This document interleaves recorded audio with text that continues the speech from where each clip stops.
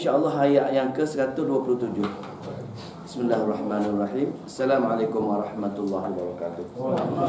Alhamdulillah nahmaduhu wa nasta'inuhu wa nastaghfiruh wa na'udzu billahi min shururi anfusina wa min sayyiati a'malina. Man yahdihillahu fala mudilla lahu wa man yudlilhu fala hadiya lahu. Wa nashhadu an la ilaha illallah wahdahu la syarika lahu. Wa nashhadu anna Muhammadan abduhu wa rasuluh. Rabbi shrah li sadri wa yassir li amri wahlul 'uqdatam min lisani yafqahu qawli, amma ba'd. Semoga Allah memberi kefahaman untuk kita dan juga memberi taufik untuk kita beramal dengan ayat-ayat Allah Subhanahu wa taala. Jadi kita bacalah sikit satu dua ayat insya-Allah. Ayat 127 muka surat 19. Betul dah kan? Betul. 20. Muka surat 20. A'udzu billahi minasyaitonir rajim. Bismillahirrahmanirrahim. Wa idh yarfa'u Ibrahimul qawa'ida minal baiti wa Ismail.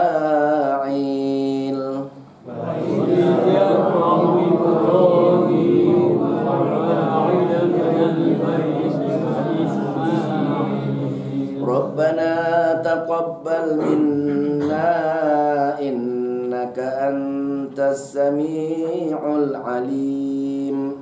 Rabbana taqabbal minna innaka antas sami'ul alim. Rabbana waj'alna muslimaini laka wa min dhurriyyatina ummatan muslimatan lak. Rabbana waj'alna muslimaini laka wa min dhurriyyatina ummatan muslimatan lak. Wa arina manasikana wa tub 'alaina innaka antat tawwabur rahim. Wa arina manasikana wa tub 'alaina innaka antat tawwabur rahim. Rabbana wab'ath fihim rasulan minhum yatlu 'alaihim ayatika wa yu'allimuhumul kitaba wal hikmata wa yuzakkihim. Rabbana wab'ath fihim rasulan minhum yatlu 'alaihim ayatika wa yu'allimuhumul kitaba wal hikmata wa yuzakkihim. Innaka antal azizul hakim. Alhamdulillah. Tajuk yang kita sedang baca ni ialah tajuk dipanggil dalil nakli tentang Nabi Allah Ibrahim. Kenapa Allah menceritakan bab Nabi Ibrahim? Kerana Allah nak kaitkan dengan Nabi besar kita Nabi Muhammad sallallahu alaihi wasallam, juga daripada keturunan Nabi Allah Ibrahim. Sebelum ini golongan Nasara mereka menyanjungi Nabi Allah Ibrahim, golongan Yahudi juga menyanjungi Nabi Allah Ibrahim, golongan musyrikin juga walaupun dia tidak ada kitab, dia pun menyanjungi Nabi Allah Ibrahim kerana mereka mengatakan mereka juga mengikuti agama Nabi Allah Ibrahim, milah Ibrahim. Ini kata-kata mereka lah. Jadi Allah nak menempelak golongan-golongan yang menyanjungi Nabi Ibrahim bahawasanya Nabi Muhammad juga adalah cucu cicit Nabi Allah Ibrahim. Kenapa kamu tak boleh terima Nabi Muhammad sedangkan Nabi Ibrahim kamu boleh terima? Itu maksudnya Allah cerita dengan banyak sekali cerita Nabi Allah Ibrahim dalam surah-surah Al-Quran, terutamanya kitab Al-Baqarah, surah Al-Baqarah yang kita sedang belajar ini nak menempelak golongan-golongan supaya kalau nak terima Nabi Ibrahim kena terima juga Nabi Muhammad, kerana baginda juga merupakan cucu cicit Nabi Allah Ibrahim daripada keturunan Nabi Allah Ismail. Sama saja keturunan Jadi minggu lepas kita dah tengok dah Allah mengenalkan Nabi Allah Ibrahim tentang hebatnya dia lulus ujian dah. Hebat-hebatnya dia lulusnya ujian, berbagai-bagai ujian semua lulus. Maka Allah lantik dia untuk menjadi imam kepada seluruh manusia. Dan dia pun yang kedua, dia mula berdoa, Allah cerita bab yang kedua ialah tentang berkat, tempat yang berkat, iaitu Kaabah kan. Kaabah tempat yang berkat. Maka yang ketiga yang kita belajar juga minggu lepas ialah bila tempat yang berkat, maka Nabi Allah Ibrahim berdoa di tempat tersebut. Tiga perkara lah tentang hebatnya Nabi Allah Ibrahim, tentang hebatnya bumi keberkatan yang di Mekah, Baitullah, dan yang ketiga berkatnya berdoa di tempat yang ada berkat tadi. Tiga perkara yang kita bincang minggu lepas. Jadi malam ini pun sambungan dia berdoa. Allah nak mengajar kita bagaimana cara-cara berdoa yang Allah akan terima doa tersebut. Itu maksudnya. Maka ayat yang ke-27 kita baca sekejap tadi juga sambungan doa. Sambungan doa ketika mana iaitu Nabi Allah Ibrahim menyambung kerja-kerja mendirikan Baitullah lah, mendirikan Kaabah tersebut. Ayat tadi kita baca kan. Wa id yarfa'u, dan apabila dan ketika yarfa'u ni meninggikan. Dan apabila meninggikan, wa id yarfa'u Ibrahimu, oleh Nabi Allah Ibrahim. Dan ketika meninggikan, yang ini menyambung kerja lah, meninggi ni benda dah ada dah, foundation tu, tapi ditinggikan lagi. Itu maksudnya. Maka ketika meninggikan, dalil dia Kaabah dah ada dah. Nabi Ibrahim ayat yarfa'u ini hanya menyambung tugas orang-orang yang terdahulu. Wa yarfa'u Ibrahimul qawa'ida. Maknanya qawa'id, dasar dia. Dasar dah ada dah. Bim dah ada, bim tu. Kotak persegi tu dah ada dah. Maka Nabi Ibrahim cuma meninggikan saja minal baiti, daripada rumah Allah yang Baitullah tersebut. Wa Ismail, dan Nabi Allah Ismail pun membantu baginda. Disebut Nabi Allah Ibrahim, dan masa sama Nabi Ismail membantu baginda. Dalam kitab-kitab tafsir, walaupun tidak ada dalam secara khusus dalil dalam Al-Quran, sebenarnya Baitullah ini zaman dahulu lah ada dah. Tafsir mengatakan tak kurang daripada 10 kali Baitullah ini di-repair. Rosak buat. Tak kurang 10 kali. Sehingga sekarang ni lah. Tapi tak tahu siapa yang memulakan. Mula-mulanya tafsir mengatakan zaman sebelum cipta manusia lagi, yakni malaikat. Malaikat dia sambil dia tawaf di Baitul Ma'mur, di bawah dia ada bumi jin-jin tu, dia tawaf di Baitullah. Dikatakan macam tu. Yang pertama lah. Lepas malaikat buat, mungkin ada kerosakan pula, disambung oleh Nabi Allah Adam. Mungkin lepas tu rosak pula. Ada juga pendapat dan tafsir mengatakan anak Nabi Adam, Nabi Syekh keturunan dia lah. Lepas itu dah 3 dah. Lepas itu berlakunya banjir besar zaman Nabi Nuh dah. Lepas Nabi pun hancur balik, buat lagi pula.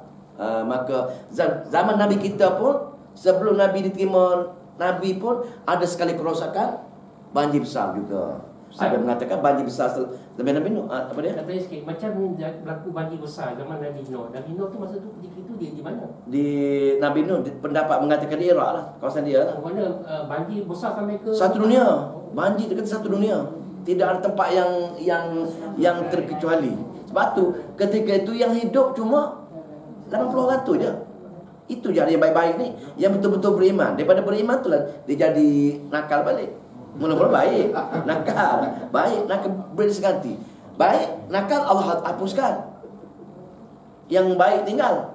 Nakal balik Allah hapuskan balik hingga bakar habis. Ya.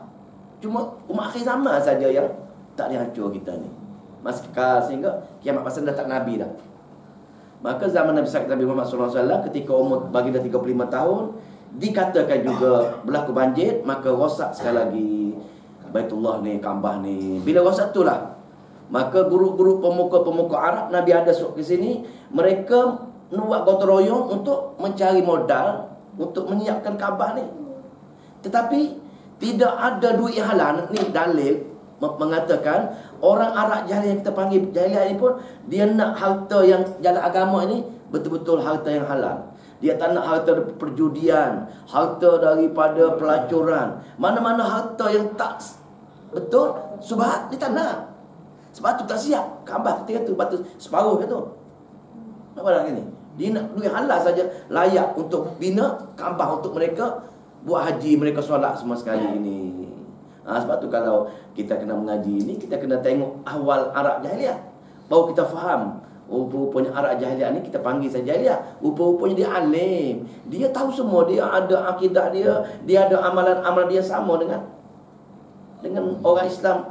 Lepas tu Allah Quran tadi yang bercanggah saja dia turunkan. Dia suruh membentras bersam dia. Yang sama dia tak tegur. Kan kita mengajak awal jahiliah, pasal dia baru faham Quran boleh maka ketika itulah barulah tak cukup, maka zaman Nabi dah jadi Nabi dah, maka Aisyah tegur, wahai Rasulullah, kita sekarang dah ada duit sikit, kenapa kita tak siapkan Kaabah? Maka dengan hijab Ismail separuh kan hijab separuh, melengkung separuh dah, kenapa tak siapkan? Dia kata tak nak, dia kata Nabi kata walaupun ada duit tak nak menyiapkan, pasal dia takut manusia akhir zaman ini bila rosak sikit ubah biar semacam itulah sehingga sekarang ini kiamat lah, insyaallah kiamat. Jadi Ustaz, saiz Kaabah tu memang asalnya ada tambahan sikit lah. Dia pernah ada zaman Saud ni ada sikit tambahan sikit lah. Ada kajian baru ni ada sikit tambahan. Ada saiz ni, saiz kebesaran itu. Ada sikit tambahan sikit. Pada sikit ya. Ada pandangan macam tu lah. Allah Ta'ala lah. Ni dia tak siap mana yang atas tu lah, yang ada sekarang. Yang keluar sepatutnya hijab Ismail itu dalam kan dekat luar dia tak cantumkan. Kan dekat luar tiga segi apa yang separuh melengkung kan. Okey, tak apalah, itu yang perkara-perkara lain kan. Kita setakat kita tahu sekarang ni Ibrahim menyiapkan sini, menyiapkan dengan Ismail, dia menyiapkan atas arahan Allah Subhanahu Wa Taala lah. Atas arahan Allah Subhanahu Wa Taala. Maka bila dia siap buat tu, tengah-tengah buat tu, beristirahat ke, ini penuh keikhlasan dia buat. Penuh keikhlasan, tidak ada nak upah sebarang upah, hanya Allah saja upah dia. Mana ibrah kita boleh ambil di sini, kerja-kerja amal ini yang mustahak sekali lah, kena ikhlas kepada Allah Subhanahu Wa Taala. Ikhlas barulah menjadi. Pasal keimanan ini ikhlas dah. Itu betul kalau kita Islam sebenarnya kena ada ikhlas, itu mustahak, bukan paling.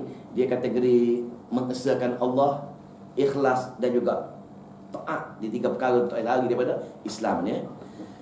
Boleh Maka bila ikhlas tadi, buat kerja tadi, ini Ibrahim ni dia berdoa kepada Allah Subhanahu Wa Taala. Tengok Nabi berdoa ni kan. Nabi sebenarnya berdoa dah. Ayat ni berdoa lagi. Dia kata apa?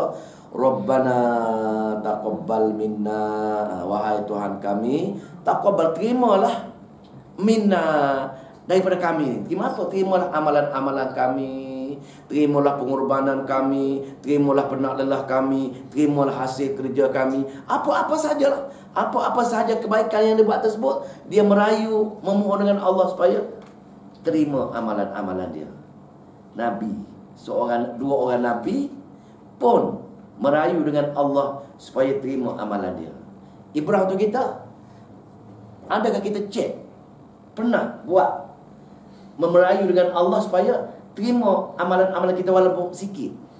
Kena buatlah. Mana ibrah tu kita, setiap amalan kita, yang besar ke yang kecil ke, kita tak boleh berpuas hati ataupun kita rasa Allah terima. Kita kena rayu dengan Allah. Pasal ini yang kehendak kita sebenarnya. Maka kita kena ambil ibrah sini, penting sangat. Doa ni bolehlah kita gunakan ni, Ustaz? Boleh tak boleh? Memang boleh. Memang banyak doa ni ya. Rabbana taqabbal minna, ini maknanya wahai Allah ya Tuhan kami, taqabbal, terimalah segala amalan-amalan kami. Kamu maha segala-galanya, kami tidak sempurna, maka terimalah ketidaksempurnaan kami di atas kesempurnaan kamu wahai Allah. Apa saja kerja baik kita buat, itulah keberkatan. Walaupun kadang-kadang kita nak berdalilkan, hadis tak berdoa ketika ni. Pasal hadis umum ada ni. Ayat Allah umum, buat kerja baik saja berdoa. Buat kerja baik saja berdoa. Dan lepas berdoa tadi, rayu dengan Allah supaya terima apa-apa saja kebaikan yang kita buat. Pasal apa? Apa jadi kalau kita tidak berdoa dengan dia, tidak minta supaya dibagi? Takut-takut kita rasa sombong dan takabur. Buat amal, yakin Allah terima saja. Dah, maka kita langsung tidak rasa diri kita ni hina sangat, tak sempurna. Allah sempurna, merayu dengan dia, minta dengan dia, pasal Allah amat bukan perlu, nak menunggu untuk kita minta supaya segala amalan kita pasal dia Tuhan, dia Allah. Itu maksudnya. Boleh? Nampak ni? Mana kena amal lah. Kena amal ni apa-apa saja. Sudah mampu apa kebaikan kita buat, mesti berdoa. Sebab tu ada juga pandangan setengah-setengah yang kita keras sikit kan. Yang kita keras sikit, bila kita lepas solat kita tak berdoa. Pasal memang Nabi tak melazimi, pasal Nabi tu keluar kan, Nabi duduk rumah dia berdoa tempat lain. Tapi kita apa saja kerja baik berdoa. Lepas solat ke, lepas zikir ke, apa-apa saja, pasal itu bisa asal keberkatan. Di ayat ni daripada ajaran yang Nabi Allah Ismail dan Ibrahim nak cerita kepada kita. Lepas buat kerja baik, penuh keikhlasan kepada Allah, rayu dengan Allah supaya terima segala amalan-amalan kita ini. Yang pertama ikhlas tadi buat ikhlas. Yang kedua, dia minta supaya Allah terima. Lepas tu, kenapa minta dengan Allah? Dia katalah, innaka, sesungguhnya anta, doming Allah lah, sesungguhnya kamu wahai Allah, sifat kamu yang aku minta dengan kamu supaya terima ini. Pasal apa? Pasal kamu ada sifat as-sami, kamu ada sifat maha mendengar. Kita mendengar juga, apa bezanya? Kita kalau kita doa orang dengar, tapi Allah mendengar berbeza pasal dia maha mendengar. Yang kedua, dia maha boleh bantu. Dia boleh selesaikan masalah kita, sempurnakan hajat kita. Ini Allah. Kalau orang lain tak mampu, minta dia dengar macam mana pun tak mampu nak tolong, tak mampu nak selesaikan segala masalah. Tapi Allah sifat as-sami dia ni, dia di samping dia maha mendengar, dan dia maha boleh menyelesaikan masalah atau menyempurnakan hajat tadi. Yang ni hebatnya Allah Subhanahu Wa Taala. Kita kena hadir lagi kita ni, oh aku doa ni Allah maha mendengar dan Allah boleh selesai masalah. Habis cerita dah, sakit ke apa ke, ada sifat luar biasa Allah yang boleh menyelesaikan segala masalah kita. Pasal dia ada luar biasa tadi. Dan yang kedua, sifat Allah yang kedua ialah Al-Alim. Dua-dua sifat lembut Allah, dua-dua sifat jamaliyah Allah, yakni Al-Alim, maha mengetahui. Maha mengetahui apa? Dia maha mengetahui setiap orang doa tadi adakah ikhlas ataupun pura-pura berdoa. Dia maha mengetahui hati.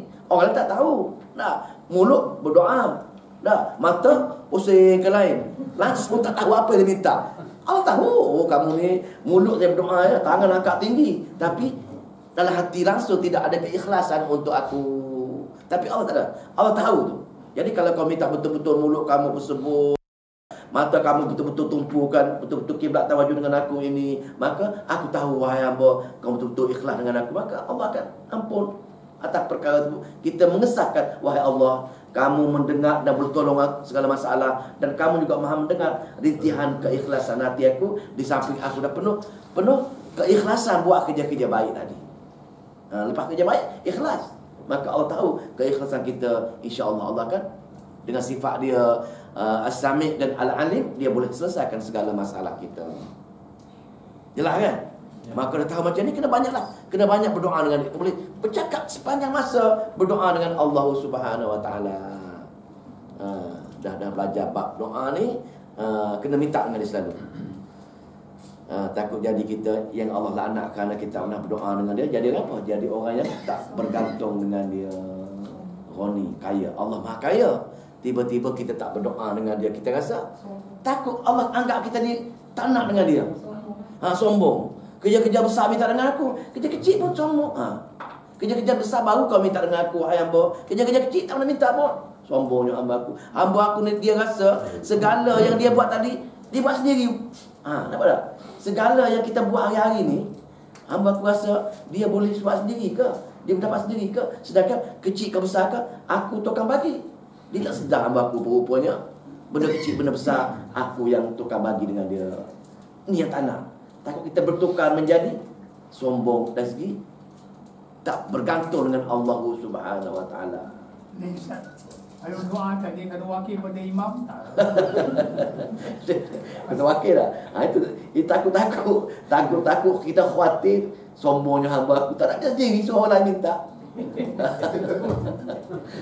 Macam itu juga lah kalau jumpa. Kalau boleh minta usaha sendiri lah. Walau bagaimanapun untuk orang hidup ada dibenarkan. Jangan kata tak boleh.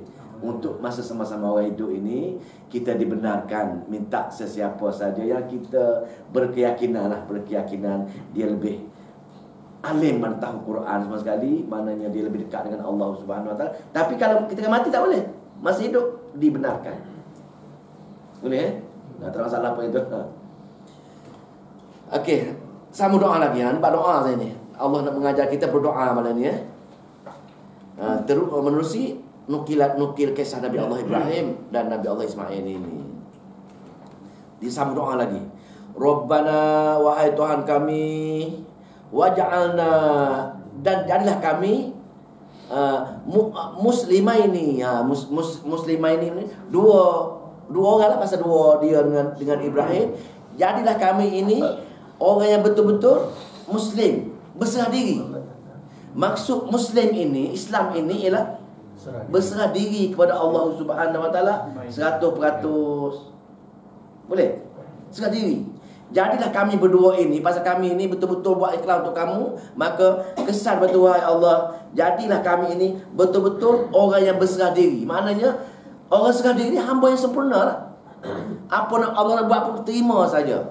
Sikit pun tidak ada bangkangan. Ini hebatnya kalau Allah jadikan kita ini sebagai berserah diri. Sebab tu adanya syariat hamba. Nak wujud bagaimana hamba ini dimiliki oleh Tuhan dia tadi. Dan ceritanya hamba ini tidak ada hak ke atas Tuhannya.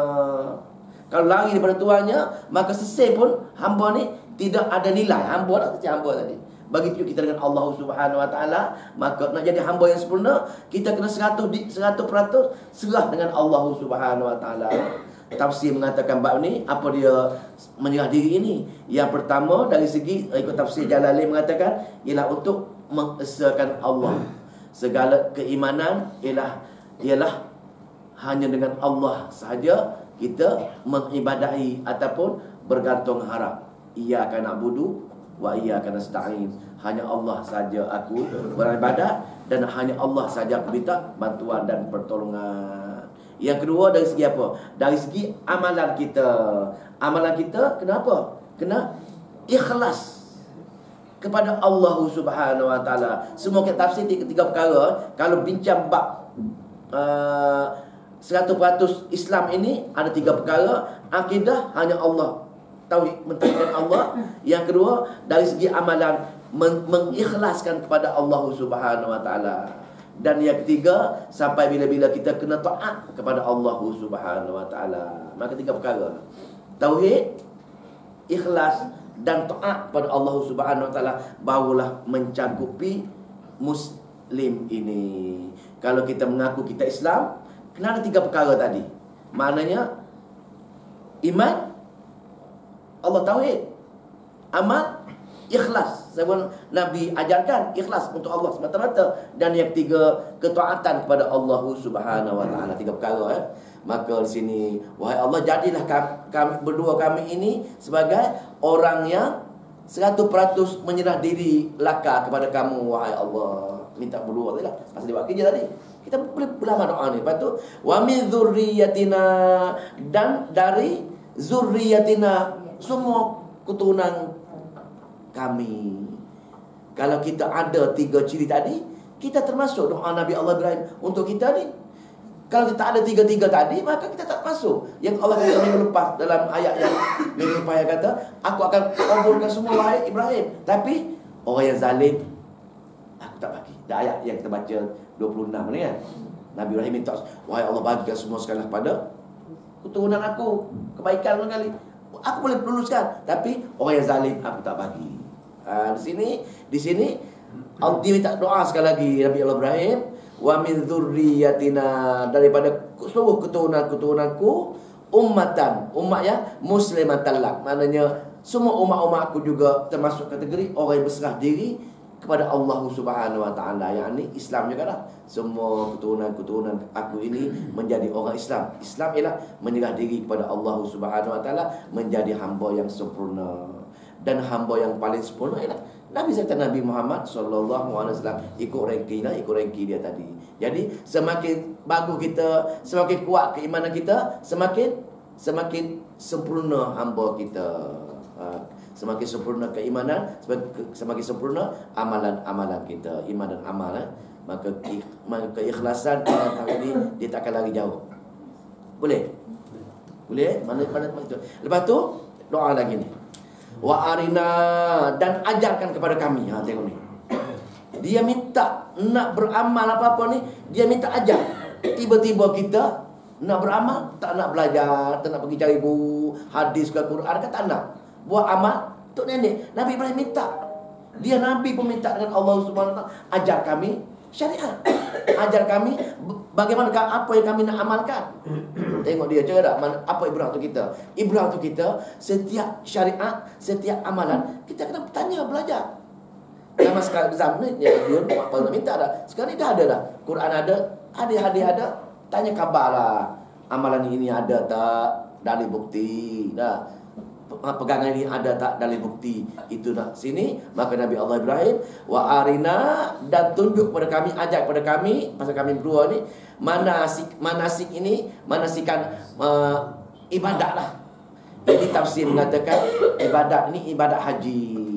Pasal dia di tengah buat Kaabah, menyiapkan Kaabah, maka dia minta Allah ajar bagaimana cara nak buat haji untuk dia dan juga untuk keturunan-keturunan dia nanti. Pasal apa? Pasal bila dia ajar macam itu, Allah ajarkan, tapi lama-lama dia ubah buat haji tersebut. Manasik haji ini dia ubah. Kalau dia tawaf, orang Arab jahiliah, dia boleh ada, dia telanjang. Kalau tanya kenapa telanjang, dia kata takkanlah kita nak pakai yang kotor-kotor itu nak pergi jumpa Allah. Kita lahir pun telanjang, nak pergi jumpa mati pun telanjang balik. Maka nak haji jumpa Allah pun kena telanjang. Dia menggunakan akal. Logik lah. Logik. Pasal apa? Manasik haji yang dibuat tadi tak sama dengan manasik haji yang diajar oleh Allah kepada Nabi Allah Ibrahim. Sedangkan dia kata milah Ibrahim. Allah nak bagi tahu orang musyrik Mekah dah. Milah Ibrahim sebenarnya, milah Ibrahim yang diajar oleh Nabi Muhammad itulah milah Ibrahim sebenar. Manasik tapi kamu tolak manasik yang Muhammad ajar. Itulah dia punya ibrah dia. Begitu juga dengan bila orang Arab ni dia pergi buat haji, balik buat haji, dia tak boleh masuk pintu yang sama. Dia kena duduk pondok lain ataupun dia masuk ke pintu belakang. Pasal apa? Pasal segala dosa dia dah hapus habis dah. Segala dosa dia buat haji tadi kosong dah. Takkan kita kosong dia nak masuk balik pintu yang kita keluar dulu ada dosa kat situ. Dia buat pintu lain lah. Itu pintu lain ke ataupun di pintu belakang ke, ataupun dia berehat sementara di balai-balai penjuru rumah. Dulu ada kan dulu orang balik Mekah ni tak masuk rumah ni. Dulu tempat lain sebentar transit. Dekat masjid dulu. Mungkin lah semua transit dulu. Itu pokok sah. Ada juga tu. Dia boleh bagi pasal apa? Pasal inilah bid'ah. Mula-mula dulu bid'ah Ibrahim ajar macam lain, dia pergi buat macam berdasarkan akal dia saja. Itu manasik yang diajar oleh Allah pada Nabi Allah Ibrahim. Tapi lama sangat masa itu orang Arab jahiliyah yang mengatakan dia daripada Hanif, golongan Nabi Allah Ibrahim, rupa-rupanya dia ubah cara amalan haji oleh yang Nabi Allah Ibrahim ajar dengan dia. Orang lain kena pergi wukuf di mana? Di Arafah. Dia di tempat lain tak boleh. Kalau kita bercampur dengan dia orang tu, kita ni bangsa pilihan lah. Dia ego juga. Dia pergi tempat lain. Baju dengan korban kali. Dia ubah cara-cara kaedah. Bagaimana manasik Nabi Allah Ibrahim, yang Nabi Allah Ibrahim yang Allah ajar Nabi Allah Ibrahim yang sempurna, yang diminta oleh Nabi Allah Ibrahim. Wa arina manasikana, dan tunjuklah kami manasik, cara-cara buat haji tersebut. Ikut semua tafsir macam itulah. Walau bagaimanapun ada juga tafsir mengatakan mana-mana ibadah sekalipun, tak semasa ibadah haji saja, kenalah kita tanya khabar lah, betul ke tak betul, ada tak dalil bukti untuk kita beramal dengan perkara-perkara tersebut. Pasal khawatir itu bukannya daripada Allah Subhanahu wa taala. Sedangkan kita nak buat amal ibadat tadi, nak mempersembah kepada Allah, tiba-tiba Bukan Allah tak suruh pun, pada kamu buat saja. Maka aku tak terima lah. Aku terima hanya apa yang aku suruh saja. Aku suka, aku redha mana-mana yang aku suruh. Maka bila kamu buat tak sama yang aku suruh, maka aku tak terima, aku tak redha. Lepas tu dia kata apa? Jadi ajak kepada kami. Lepas tu saya lagi sama juga tadi pun, waktu ba'alaina, dan terimalah taubat atas kami.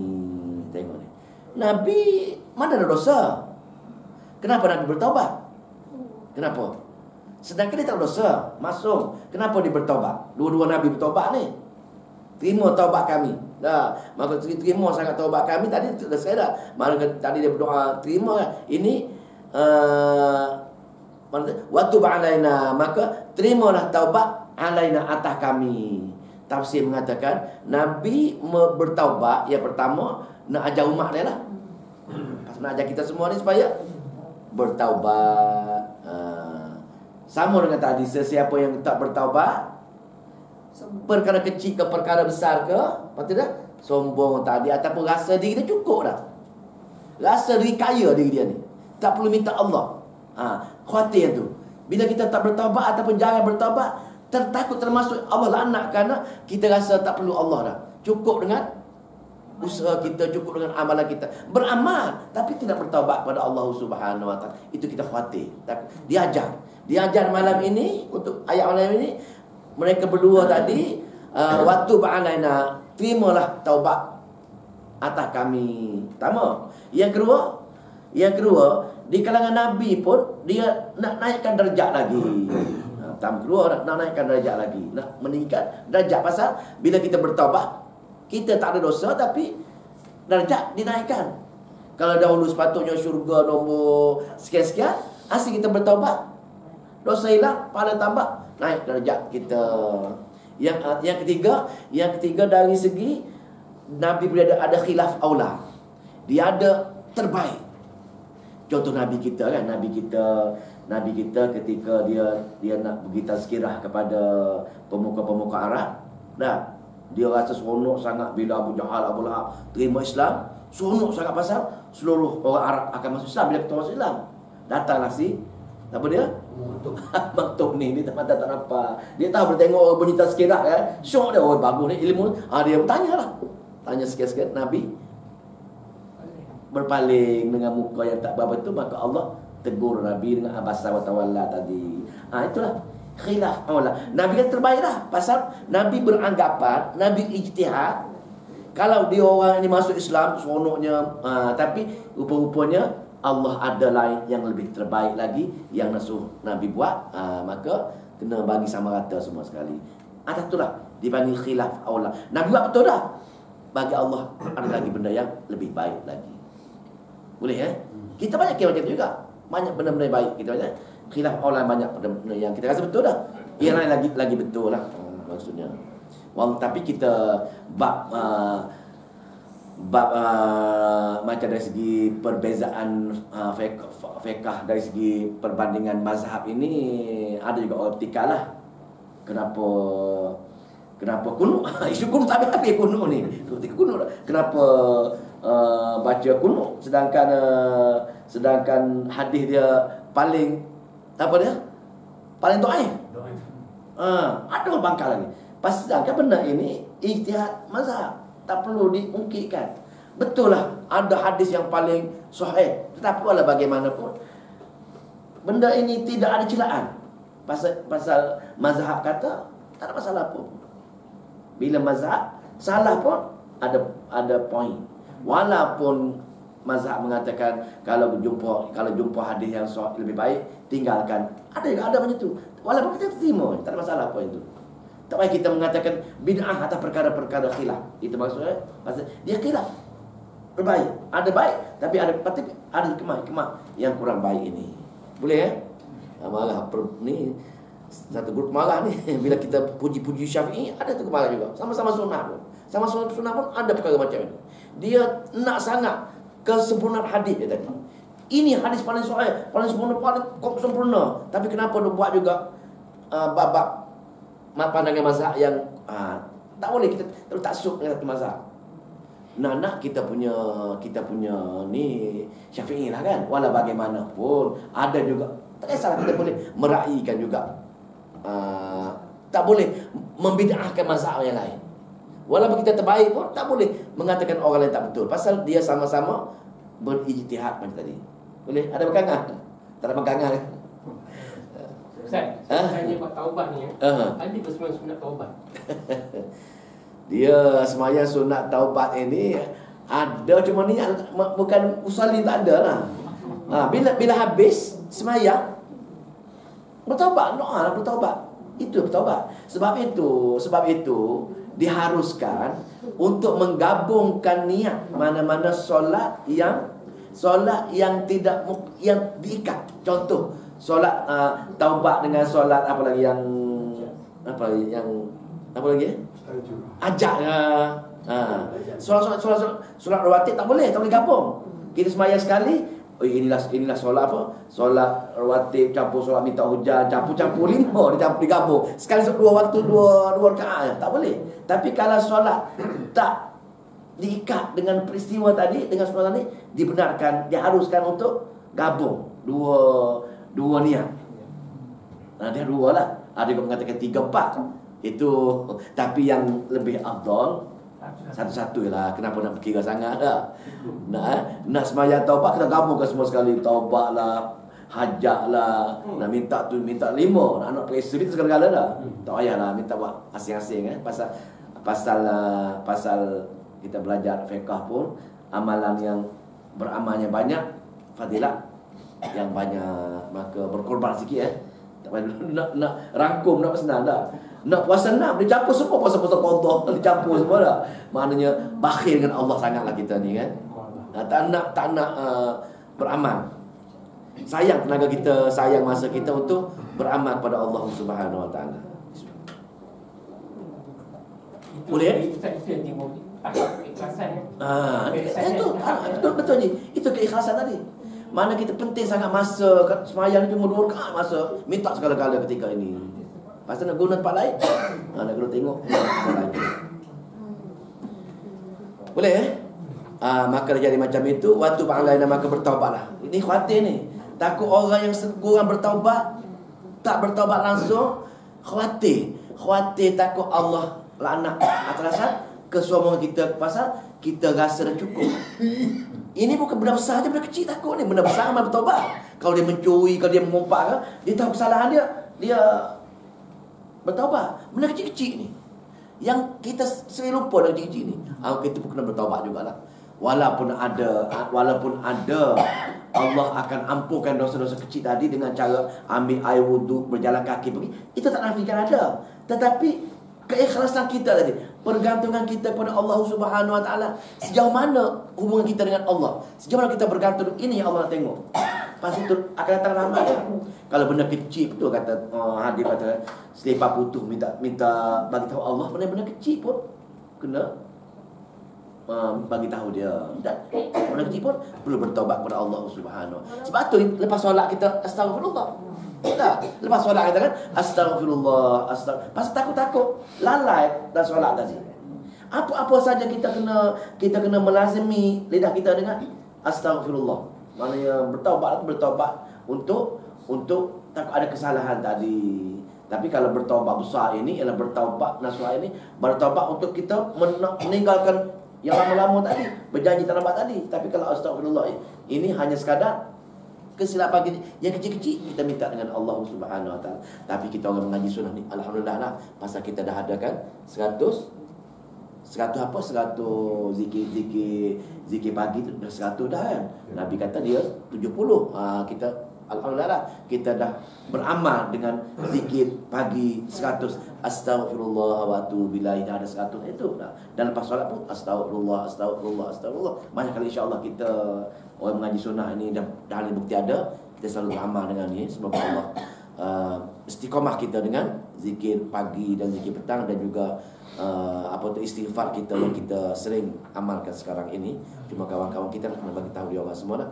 Ustaz, ada ketikaian lepas kita bagi salam, ada orang sebut alhamdulillah, ada orang sebut astagfirullah. Setahu saya dia lebih baik Astagfirullah sebab kita tak tahu mungkin tuan terima tidak kita punya solat tu kan. Dalil dalil tadi. Ayat tadi Dalil tadi, lepas saja kita buat baik, kita kena minta dengan Allah terima. Itu astagfirullah tadi. Mengaji juga boleh. Selepas mengaji Quran. Tak apa. Pasal mungkin kita mengaji tadi kita lalai. Mengaji mulut, mengaji saja, tapi fikiran tengok benda lain. Kita tak tawajuh kiblat kepada Allah Subhanahu Wa Taala. Kita khawatir kita masuk kategori main-main ataupun ala kadar. Jadi Allah nak kita ini betul-betul rapat dengan dia ketika amalan baik ini. Maka kena buat, betul lah. Kita kena mohon. Bahkan mengaji Quran ni pun kita kena minta maaf ni. Pasal apa kita dah tunggu dah tak habis-habis lagi. Wah, cakap lah, wahai Allah, aku ni umur 70 dah, tak khatam lagi ayat-ayat kamu 30 juzuk ini. Maafkanlah akulah kalau umur tak sempat. Dan kalau aku beramal tak sama dengan yang kamu suruh dalam Quran kamu, akibat aku tak ada lagi, mohon maaf wahai Allah Subhanahu Wa Taala. Itu yang Allah nak. Allah tahu semua dah kita ni, tapi Allah nak kita merayu dengan dia yang kita ni lemah dan dia maha hebat. Itu dia naknya. Kita minta maaf dengan dia. Allah nak kita minta maaf dengan itu ya. Pasal mengesahkan kita ini hamba yang sempurna, memang tak boleh lari daripada Tuhan hamba ini. Boleh Ustaz? Maknanya yang kalau baca Al-Quran tak ada Sadaqallahul Azim kan? Tak ada kan? Tidak ada yang sahih dah. Tidak ada yang sahih untuk untuk Sadaqallahul Azim. Lepas tu? Itu soalan kan?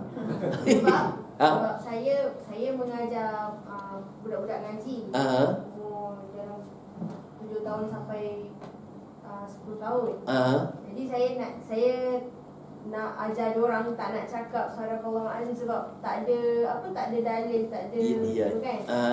Jadi bila saya ajar diorang, budak-budak tu dia macam bela lagi lah, dia pun tak tahu. Cuma cara mana nak tutup kita kan.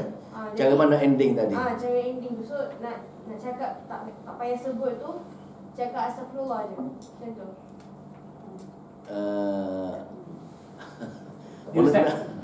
Terbaru ni saya ada terbaca. Okey. Nanti saya WhatsApp. Okey. Dia ada Imam Mekah tu dia disebut. Kita mengaji kita baca ni.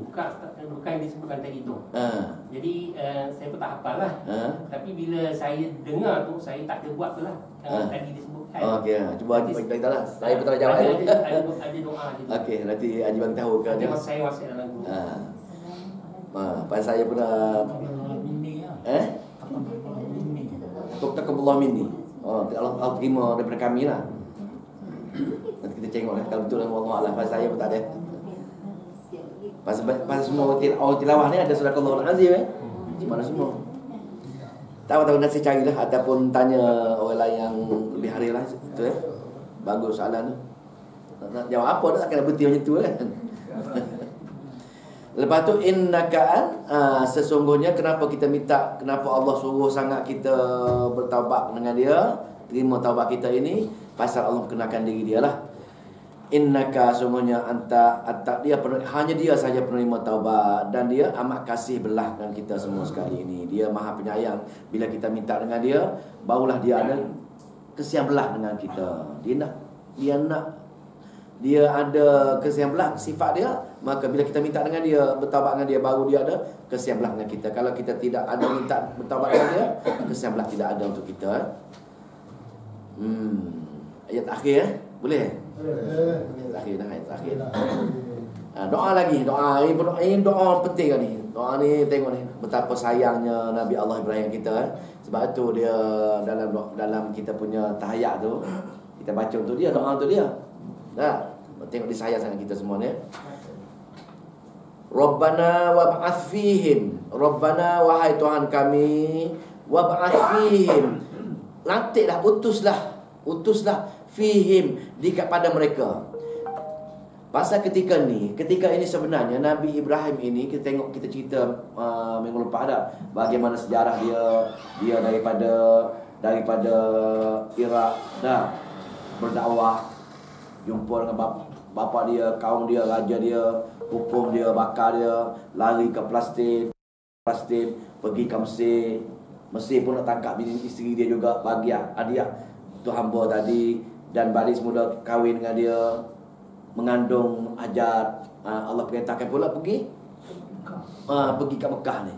Pergi ke Mekah, di situ hanya sekadar menunggu kematian, tak ada makan, tak ada apa kat situ. Maka itulah isteri dia kata, kalau ini perintah Allah, tidak ada masalah apa wahai Ibrahim.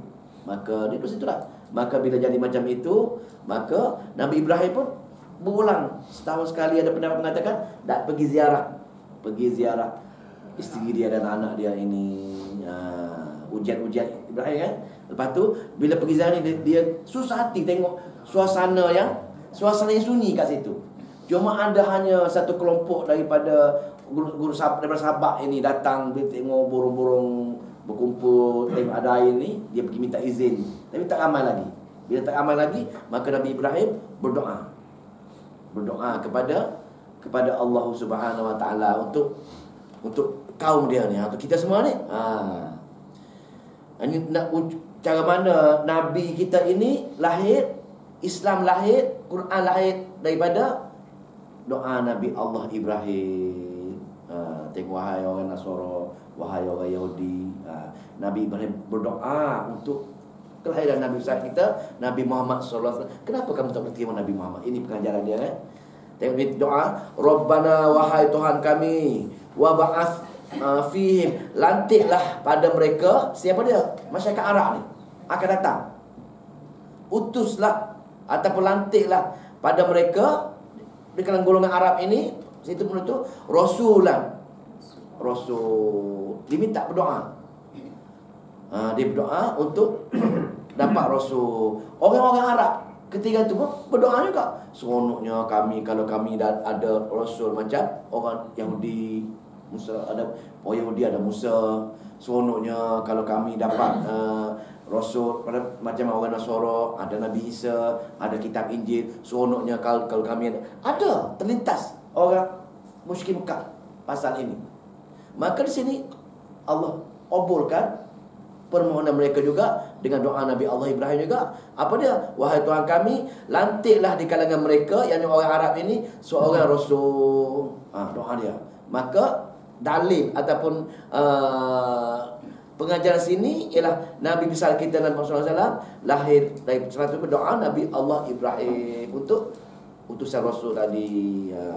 Minhum, di kalangan mereka. Orang tempatan tu, mana orang Arab juga, tempat sekitar Rasul kat situ. Maka bila ini tengok tugas Nabi ini. Bila lantik Rasul, maka apa dia? Tugas Rasul tadi. Yang pertama, yatlu alaihim ayatika. Tilawah, membaca alaihim kepada mereka ayat-ayat kamu wahai Allah. Bila kamu lantik Rasul di kalangan mereka, maka tugas Rasul tadi wahai Allah, baca wahyu kamu, baca ayat-ayat pada kitab-kitab kamu, baca pada kaum tersebut. Di sinilah tafsir kata tilawah di sini ialah baca untuk faham dan tazkirah. Baca tilawata tazkirah, membaca untuk mengajak orang supaya semua faham Quran ni.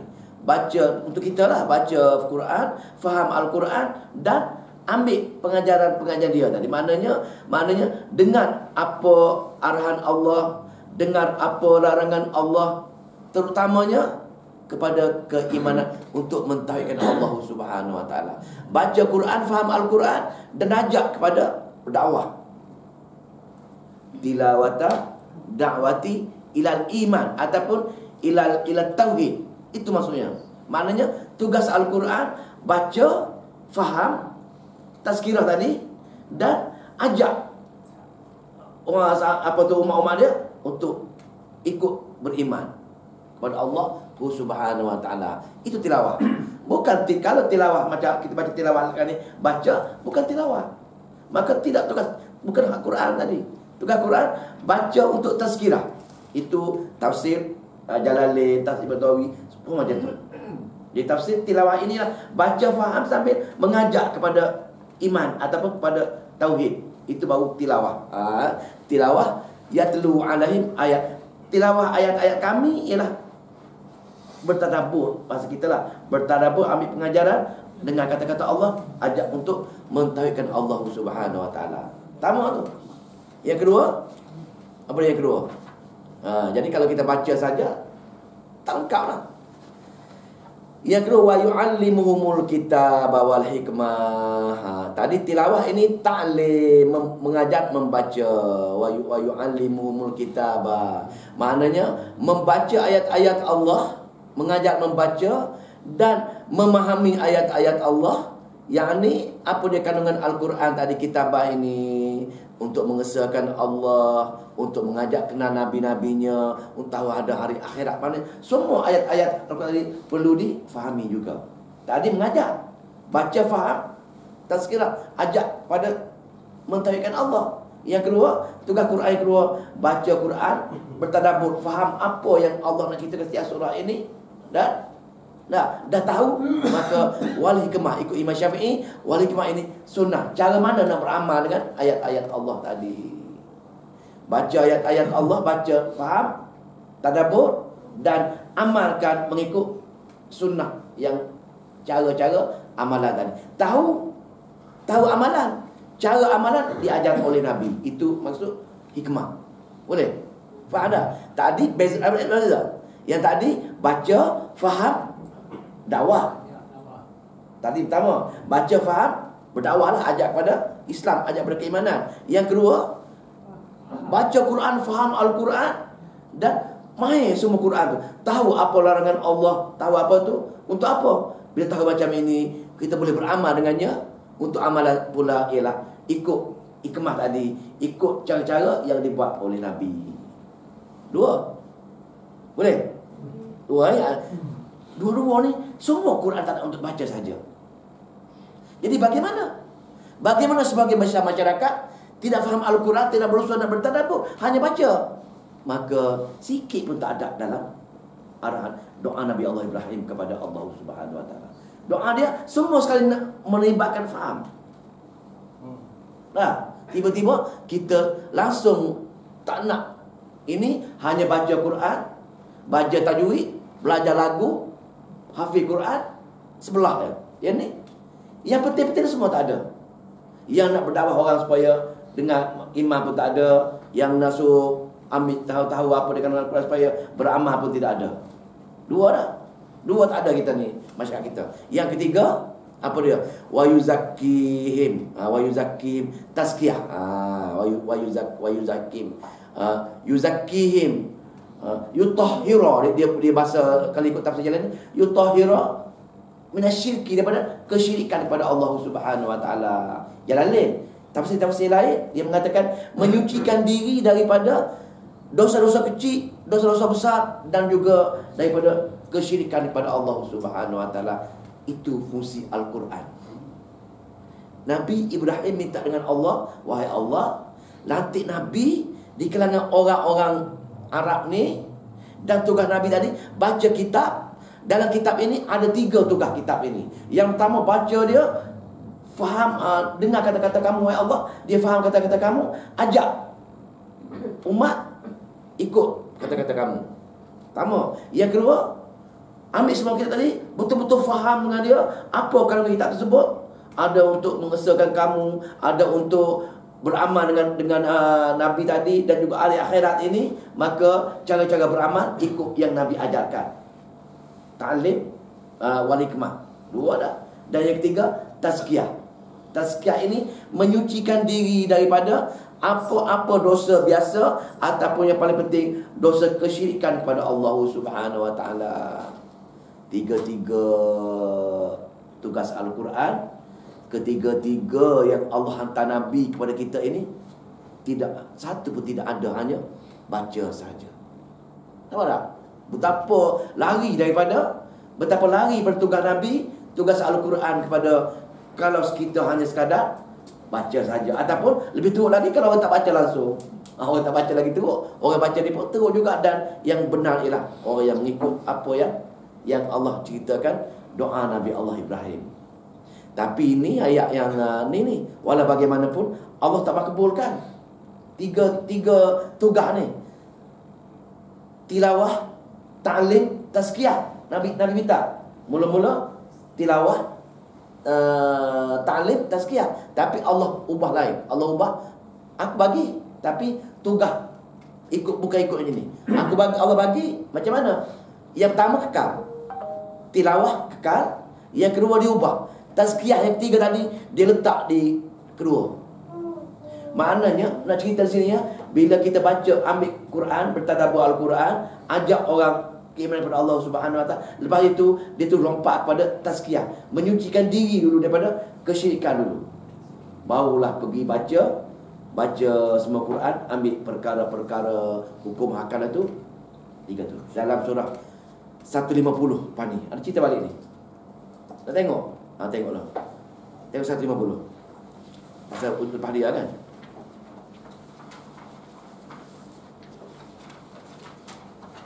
Tak ada. 151. Balasan Allah tadi. Allah ubah sikit.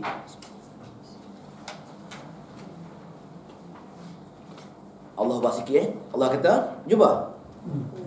Tengok semua. Kama arsalna. Seperti mana yang kami telah mengutuskan fikum pada kamu seorang rasul. Sebagaimana kami mengutuskan fikum rasul pada kamu seorang rasul, kepada kamu, apa dia? Yatlu alaikum, membaca ayat kepada kamu semua. Rasul tadi membaca ayat-ayat kami kepada kamu. Dah, ayatina, membaca kepada kamu ayat-ayat kami. Pertama tadi kan, tilawah. Yang kedua tengok ni, wa yuzakki, kau diubah. Tadi wa yu'allimul kitab wal hikmah. Dia lompatkan yang tiga tadi, tazkiyah. Duk reki yang kedua, tazkiyah. Pasal penting sangat. Sebab tu banyak kan ustaz dia mengajar mana-mana surau kan. Tazkiyatun nafs, penyucian jiwa. Pasal penting sangat. Tadabbur, banyak ustaz ambil satu ayat dua ayat. Kenapa? Nak menyucikan jiwa. Pasal jiwa kita ini tak boleh cuci selagi tak baca ayat-ayat Allah Subhanahu Wa Taala. Jiwa nak kita belajar nantilah bagaimana cara nak menyucikan jiwa dah. Kena banyak bersyukur, lepas tu fazkuruni, bersyukur, lepas tu kena beriman, kena bacalah ayat-ayat yang tu kita baca jumpa nanti. Bagaimana tazkiyah ni. Boleh? Saja itulah maknanya ubah sikit, maknanya nak ceritanya tazkiyah. Kenapa penting tazkiyah? Pasal amalan yang tadi, sekiranya kita syirik pada Allah, amalan kita tak boleh melekat. Sebab tu pentingnya tazkiyah, menyucikan diri syirik dulu. Maka lepas tu barulah pergi pada baca tilawah, baca ayat, mengajar ayat-ayat Al-Quran dan hikmah tadi. Dia selepas kepada tazkiyah tadi. Ada lagi? Mana tadi? Lepas tu bila habis tiga tugas tadi, maka apa hikmah untuk kita?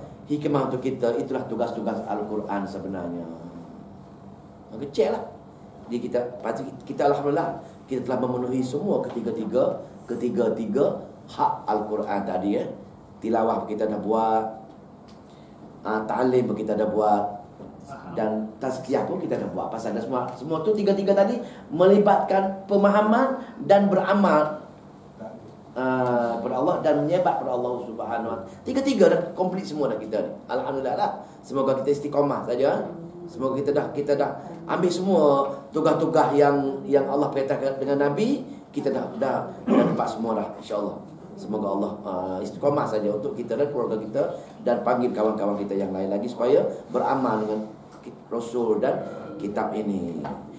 Kenapa tugas ini? Innaka, sesungguhnya kamu wahai Allah, kamu saja Al-Aziz, Maha Perkasa. Kenapa perkasa di sini? Dia buat sifat keras ni. Kamu wahai Allah Al-Aziz. Bila kamu bagi Quran, bagi Nabi, tetapi mereka tak baca ayat-ayat kamu, mereka tak memahami ayat kamu, mereka tak beramal dengan ayat-ayat kamu, kamulah Al-Aziz, kamu dihukum mereka tak mampu melepasi hukuman kamu. Tengok. Dia Allah buat ayat apa? Ayat keras, ayat jalaliyah. Di mana Allah ada kuasa mutlak, perkasa. Kalau lawan dia tak ikut dia, dia boleh hukum ketika itu juga, dia boleh hancurkan, dan tidak ada orang boleh selamat lagi daripada hukuman dia. Nak ceritanya, kalau fail untuk menunaikan hak Al-Quran tadi, Allah boleh hukum ketika itu juga. Dalam ayat lain kita baca dah, kalau tidak kerana takdir yang Allah telah kemudiankan, nescaya Allah hapuskan kita sekarang itu juga bila kita lawan dia. Dan di sini sifat jalaliyah dia, sifat Al-Aziz dia. Walau bagaimanapun, tengok ni Allah ni. Tengok betapa pemurahnya Allah, betapa sayangnya Allah kita.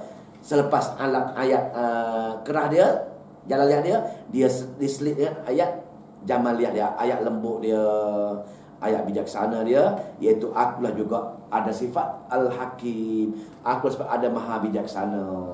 Untuk umat akhir zaman, aku sayang sangat dengan umat akhir zaman. Aku bagi peluang demi peluang untuk manusia kembali bertaubat, dan dengar ayat-ayat supaya suruh bertaubat, dengan ayat-ayat terima segala kebaikan tadi. Mudah-mudahan hamba aku akan kembali bertaubat. Bila kembali bertaubat, maka aku sifat Al-Hakim, aku ada sifat maha bijaksana. Aku akan ampunkan segala dosa-dosa hamba aku tadi, dan aku akan bagi rahmat dia, rahmat syurga dengan dia, insya-Allah. Boleh? Dua sifat Allah yang Allah sering selitkan, satu keras, satu lembut. Tapi kebanyakan ayat, banyak ayat lembut daripada ayat keras, pasal rahmat Allah jauh lebih besar daripada kemurkaan dia. Ayat keras tu ancaman. Ancaman, ni ancaman ni. Al-Aziz ancaman. Al-Aziz ancaman, tapi Al-Hakim apa dipanggil? Lembut. Dia support, dia taghrib, pendorong pada beramal dengan ayat-ayat Allah Subhanahu Wa Taala. Itulah. Ada soalan tak? Bismillah. Ta'lim. Ta'lim ni baca. Ta'lim, membaca. Ta'lim wa ta'lim ta'lum. Mengajar membaca. Mengajar membaca. Maknanya tilawah, baca dan faham, dan tazkirah, ajak. Baca dan mengajar. Baca, faham dan ajak, tazkirah. Yang kedua, ta'lim ini baca, faham dan tahu kandungan dia, dan beramal dengan dia. Beramal dengan dia. Dan yang ketiga, tazkiyah ini menyucikan diri. Dah kenal dah Allah, kenal dah arahan Allah, maka beramal tadi untuk penyucian dosa-dosa kita. Maka bagaimana cara nak menyucikan diri? Yang pertama perlu bersyukur. Yang kedua perlu apa dia baca ya? Yang pertama perlu bersyukur. Fazkurni azkurkum, bersyukurlah. Pertama dah. Yang kedua apa dia? Ya ayyuhallazina amanu ista'inu bis sabar. Yang kedua sabar. Yang ketiga doa. Bersyukur. Tengok cara-cara nyuci diri ni. Yang kedua bersabar. Yang ketiga doa, solat, berdoa. Yang keempat ialah mengagung tak ingat apa dia. Sobat, ada sobat lah. Syukur, sobat, berdoa, mengagungkan Allah. Cikgu ingat, mengagungkan Allah, mengagungkan tempat-tempat ibadat, mengagungkan tempat-tempat ibadat. Ya, mana yang diletak sini sekali, bersyukur paling penting sekali. Kasihlah. Tapi di antara tiga-tiga tadi, di antara tiga, tilawah, ta'lim, tazkiyah paling penting. Sebab tu Allah hurai buat tazkiyah saja. Pasal kegagalan kita mengikuti fungsi Al-Quran tadi, maka disebabkan oleh punca tazkiyah tadi. Bila kita lulus tazkiyah, barulah kita selamat daripada kesyirikan, dan segala amalan-amalan daripada tilawah, daripada ta'lim boleh masuk dalam kita sebagai amalan-amalan kita. Boleh? Tiga fungsi, tiga T lah, tiga T. Tilawah, ta'lim, tazkiyah, tiga T tadi. Tilawah, ta'lim, baca, tiga T. Ada salat. Bismillah, lewat lah. Betul lah. Haji Sani habis soalan lagi. Bismillahirrahmanirrahim. Allahumma salli wa sallim wa barik ala Muhammad. Allahumma faqina fi din wa 'allimna ta'wil wahdina ila sawa'is sabil. Allahumma fiqna lima tuhibbu wa tarda waj'al akhiratana khairan minal ula. Radina billahi rabban wa bil islami dina wa bi Muhammadin nabiyyan wa rasulah. Allahumma aj'al al-Qur'ana hujjatan lana ya arhamar rahimin wa la taj'al al-Qur'ana hujjatan lana ya rabbal alamin. Rabbana atina fid dunya hasanah wa fil akhirati hasanah wa qina adzabannar. Walhamdulillahi rabbil alamin. Assalamualaikum warahmatullahi wabarakatuh.